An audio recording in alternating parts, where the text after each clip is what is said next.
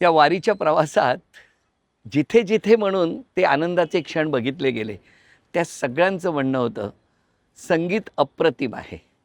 मला धन्यवाद द्यायचे आहेत ते संगीतकार रविराज कोलथरकर यांना. या पंढरपूर नगरीतून त्या कोकण कन्या आणि कोकण कन्या बँड यांच्या सुरातून जेव्हा विठ्ठल भक्ती कानावर पडते, तेव्हा सर्वांना घराघरात बसून आनंद घेता येतो आणि थेट वारीत आपण सहभागी आहोत असंच वाटू लागतं.